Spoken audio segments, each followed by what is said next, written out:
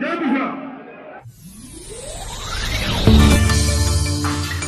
नमस्ते। मैं हूं ए.के. खुर्रम और इस वक्त मैं मौजूद हूं दिल्ली के ताल कटोरा स्टेडियम पर, जहां की कांग्रेस के ओबीसी मोर्चा के द्वारा, जो ओबीसी मोर्चा है कांग्रेस का, उसके द्वारा एक भागीदारी न्याय सम्मेलन का यहाँ पे आयोजन किया जा रहा है, जिसमें कि देश के हर एक राज्य के ओबीसी मोर्चा के कांग्रेस कार्यकर्ता यहाँ पर पहुंचे हैं और ओबीसी के न्याय की बात इस सम्मेलन में की जा रही है कि ओबीसी की जनगणना होनी थी। राहुल गांधी एक समय से जो है वो ओबीसी जनगणना की मांग कर रहे थे और हमने सरकार को जो है वो इतना प्रेशर बनाया, सरकार पे इतना दबाव बनाया कि सरकार को हमारी ये शर्त माननी पड़ी। और अब जब जनगणना होगी तो जो मोदी सरकार है, जो भाजपा की सरकार है, उसने ये ऐलान किया है कि जाति जनगणना भी होगी। तो ये कहीं ना कहीं कांग्रेस अपनी जीत मान रही है, राहुल गांधी के नेतृत्व में इस बात की जीत मान रही है कांग्रेस की हमने ओबीसी जनगणना और जातिगत जनगणना कराने की बात जो उठाई थी संसद में भी और चुनाव में भी, वो उसको कराने में हम सफल रहे। और आगे आगे देखते हैं, धीरे धीरे जो है वो बाकी मुद्दों पर भी हम बात करेंगे। हम यहाँ मौजूद कार्यकर्ताओं से बात करने की कोशिश करेंगे और उनसे जानेंगे कि आज जो सम्मेलन हुआ है वो कितना कामयाब है और उसमें क्या मुद्दे उठाए गए हैं, अंदर क्या क्या उनको टारगेट दिए गए हैं, ये हम जानने की कोशिश करेंगे। हमारे साथ बागपत के जिला अध्यक्ष मौजूद हैं जिनका नाम है लव कश्यप। हम उनसे जानेंगे कि आज इस भागीदारी मोर्चा में आप आए हैं, अध्यक्ष जी इस वक्त जो है आपके कांग्रेस के वो भाषण दे रहे हैं, क्या उद्देश्य रहा है और क्या मुद्दे हैं आज के इसके कार्यक्रम के? देखिए, आज हमारे इस कार्यक्रम का मुद्दा ये है कि हमारे नेता राहुल गांधी पूरे देश प्रदेश सब जगह उन्होंने ये बात रखी है कि जिसकी जितने हिस्सेदारी उसकी उतनी भागीदारी। और राहुल जी ने लगातार सदन से लेकर सड़क तक अपनी जातीय जनगणना कराकर जो हमारे दबे कुचले अति पिछड़े लोगों को सम्मान देने के लिए, उनका राजनीतिक हिस्सेदारी देने के लिए और उस देश के संसाधनों में हिस्सेदारी देने के लिए जो बीड़ा उठाया है, उसी के तहत हमारा पूरे देश के कोने कोने से तमाम हमारे जो ओबीसी मोर्चा के लोग हैं, ओबीसी के जो लोग हैं, सब लोग यहाँ उपस्थित हुए हैं। जैसा आपने कहा कि राहुल गांधी ओबीसी के लिए आवाज उठा रहे हैं, अभी जातिगत जनगणना जो है वो भाजपा की सरकार ने अनाउंस की है कि जनगणना के साथ साथ जातिगत जनगणना भी होगी। तो वो कह रहे हैं कि राहुल गांधी और कांग्रेस जबरदस्ती इसको अपने आप को क्रेडिट दे रहे हैं, जबकि तो हमारी अपनी नीति है। मैं बताना चाहता हूँ, ऐसा तो फिर ये भी रहा है कि माने हमारे जब पैन कार्ड भारत के अंदर लागू हुआ तो सबसे पहला राज्य था माने उस समय हमारे माननीय प्रधानमंत्री जी मुख्यमंत्री हुआ करते थे, सबसे ज्यादा विरोध गुजरात ने करने का काम किया। लेकिन जब वो केंद्र सरकार के अंदर आए तो आप देखेंगे कि देश के एक एक बच्चे का उन्होंने आधार कार्ड पैन कार्ड बैंक से लिंक करने का काम किया। तो मतलब उनकी अपनी कोई नीतियां नहीं है, उनके पास अपना कोई एजेंडा नहीं है सरकार के लिए। उनका जो भी एजेंडा होता है कांग्रेस की चीजों को लेकर वो आगे बढ़ते हैं, फिर उसके ऊपर अपना स्टिकर अपना नाम लगाने का काम करते हैं। तो वही बात इस जातीय जनगणना को लेकर आप देखेंगे कि चाहे चुनाव रहा हो, चाहे वैसे भाषण रैलियां रही हो, हमारे नेता ने लगातार जातीय जनगणना और ओबीसी को भागीदारी देने के लिए आवाज उठाने का काम किया। और मैं समझता हूं कि कहीं ना कहीं उसी का एक दबाव रहा होगा, क्योंकि भारतीय जनता पार्टी सरकार के जितने जिम्मेदार लोग हैं, ये लोग केवल और केवल सत्ता में आना चाहते हैं। और जब उन लोगों को लगता है कि कुछ भी सत्ता से उनको हिलाने का काम होता है, तो कुछ ना कुछ जो कांग्रेस पार्टी जनहित का काम करती है उसके ऊपर अपनी मोहर लगाने का काम। आपने कहा कि कांग्रेस पार्टी की स्कीमें भारतीय जनता पार्टी आगे बढ़ा रही है और कांग्रेस पार्टी की जो पॉलिसी होती है उन्हीं को आगे बढ़ाती है, लेकिन जब चुनाव में कांग्रेस पार्टी उतरती है तो रिजल्ट पलट क्यों आता है? देखिए, मैं आपको बताना चाहता हूँ रिजल्ट पलट कहाँ आता है। बहुत सारी जगह हमारी सरकारें हैं, मैं समझता हूँ 3 जगह तो है, 4 जगह सर, आपको बता देना चाहता हूँ 4 जगह हमारी सरकार है, एक जगह गठबंधन के अंदर है। गठबंधन में 3 जगह कांग्रेस के। ऐसा तो सर आप देखेंगे कि भारतीय जनता पार्टी की सरकारें, चाहे उत्तर प्रदेश के अंदर भी पूर्ण बहुमत है, लेकिन 16 पार्टियां गठबंधन के अंदर है। आप किसी भी स्टेट में जाएंगे, भारतीय जनता पार्टी बिना गठबंधन के बिना एक चुनाव नहीं लड़ा सकती। महाराष्ट्र का इलेक्शन हुआ, उससे पहले राजस्थान, मध्य प्रदेश हुआ, ये सब जगह सुपड़ा साहब। अब बिहार में क्या? अब आप देखेंगे कि महाराष्ट्र अभी आप देखेंगे कि महाराष्ट्र के अंदर भी जो वोटों का जिस तरीके से मैनिपुलेशन भारतीय जनता पार्टी ने किया, और अभी पूरा विपक्ष सदन के अंदर भी पूरे विपक्ष ने प्रोटेस्ट करने का काम किया। मैं समझता हूँ भारतीय जनता पार्टी या सरकार का कोई भी जिम्मेदार व्यक्ति वहाँ सदन में आके उन्होंने सरकार या सरकार का पक्ष रखने का काम नहीं किया। तो आपका क्या नाम है? सुरजीत नागवाला, मैं झारखंड से आया हूँ। झारखंड से आप? और ओबीसी डिपार्टमेंट का स्टेट का वर्किंग प्रेसिडेंट। अच्छा, तो झारखंड में तो चुनाव हो गए पिछली बार, अभी बिहार का चुनाव आ रहा है, क्योंकि आप पड़ोसी हैं और बिहार से झारखंड बना है, क्या कहना चाहेंगे? बिहार में कांग्रेस की स्थिति क्या देख रहे हैं? देखिए, निश्चित तौर पर राहुल जी के जाने से अभी लगातार कांग्रेस की स्थिति मजबूत हो रही है बिहार में।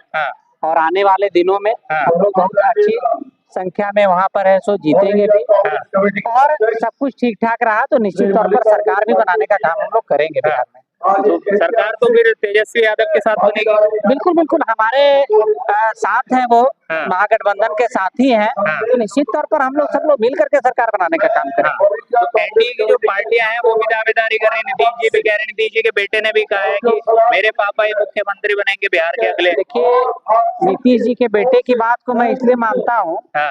कि कोई भी बेटा अपने पिता को चाहता है कि वो दोबारा से मुख्यमंत्री बने रहे, 77 पर रहे हैं, लेकिन जहाँ तक अभी जो राजनीतिक समीकरण की बात है, नीतीश के गुंडा राज की जो बात है, जो भी अभी हाल के दिनों में आपने बिहार के हालात देखे हैं, तो उस पूरे स्थिति को देखते हुए नहीं लगता है कि बिहार की जनता जो है वापस से एनडीए को लाने जा रही है। तो यहाँ पे अभी ओबीसी मोर्चा का जो आज सम्मेलन हो रहा है, इससे क्या उम्मीद लगती है कि बिहार की जनता हो या देश की जनता हो कुछ मैसेज पहुंचा पाएंगे? देखिए आप मीडिया के साथी हैं जी, और आपके माध्यम से मैं यह बताना चाहता हूँ कि आप आज ने जो कार्यक्रम हॉल के अंदर का जो स्थिति आपने देखी या बाहर की जो स्थिति देखी, इससे यह आपको मालूम होगा कि निश्चित तौर पर पूरे देश की ओबीसी जो है वो एकजुट हो चुकी है और आज कांग्रेस के साथ खड़ी है।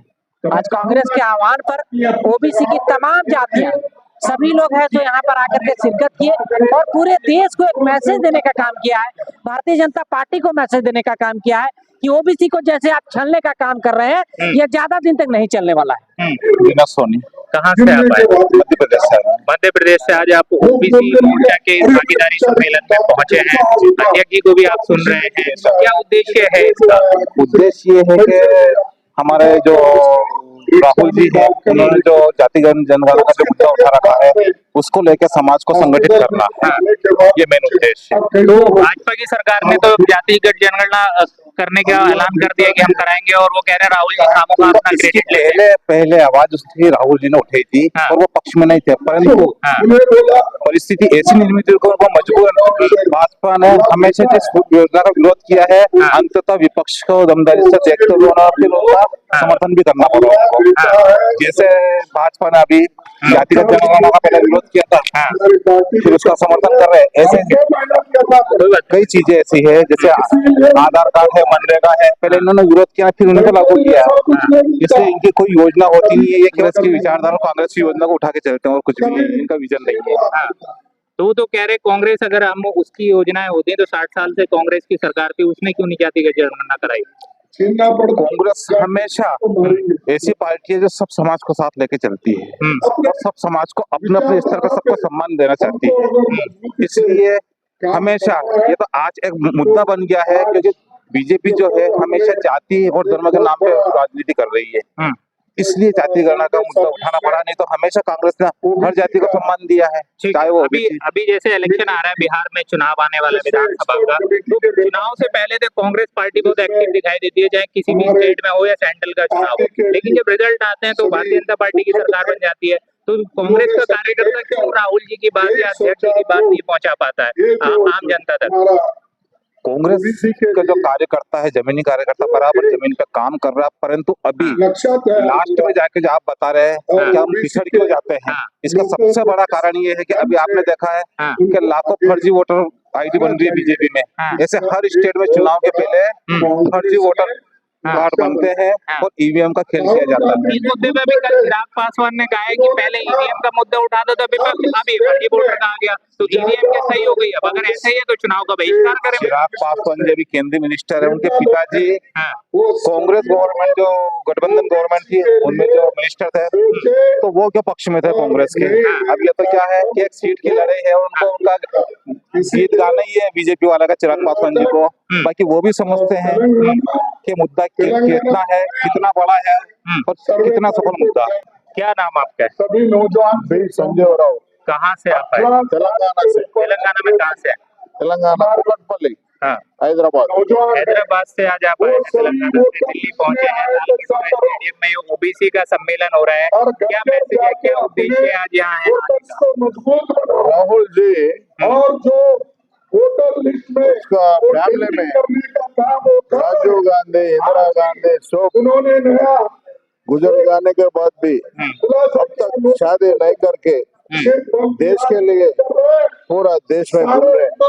राहुल जोड़ो यात्रा, जनगणना ये पूरा करके देश को बचाना, SC ST को बचाना, BC को बचाना, सबको अच्छा करना बोल के उसका नानम्मा वोट का टैपरिंग की वजह से ये 20-30 MP आए तो राहुल गांधी प्रधानमंत्री बनते थे। तो वोट टेम्परिंग होता तो फिर कांग्रेस के 99 सीट कैसे आ जाते? 99 नहीं 54 से 99 होगा। होगा, हाँ। थोड़ी जगह टैपरिंग नहीं हुआ, हाँ। थोड़ी जगह हुआ, हाँ। पूरा आंध्र प्रदेश में हुआ, पूरा आंध्र प्रदेश पूरा वो NDA गवर्नमेंट आया उधर अच्छा। तो जहाँ जहाँ कांग्रेस आ गई वहाँ टेम्परिंग नहीं हुआ, जहाँ नहीं आए वहाँ टेम्परिंग हुआ। नहीं, थोड़े जगह हाँ। उनको मालूम है जहाँ बीजेपी गवर्नमेंट आने वाला है हाँ। वहाँ टैपरिंग नहीं करा, और टैपरिंग आया। जब बीजेपी नहीं आने वाला है, बीजेपी तो कहता है ये सब बहानेबाजी है, कभी कांग्रेस EVM की बात करती है, टेम्परिंग की बात, फर्जी वोट की बात। ऐसी बात नहीं है। हाँ। बात क्या है मैं आपको बताता हूँ। टैंपरिंग की बात जब हो रही है हाँ। तो ये लोग क्या कर रहे हैं, अगर सारे के सारे टैंपरिंग करे तो क्लियर से मालूम होता, हाँ। तो ये लोग थोड़े छोड़ दे रहे। हाँ। भाई यहाँ जान दो, यहाँ जीत ले दो, हाँ। उनको जितना कोटा चाहिए वो जगह पे कर ले रहे और थोड़ा बहुत छोड़ दे रहे। बात देश में तो लोकतंत्र है, ऐसे मनमर्जी थोड़ी चल जाएगी। विपक्ष की पार्टियां हैं वो या तो बहिष्कार करें या लड़े, वोट जाए।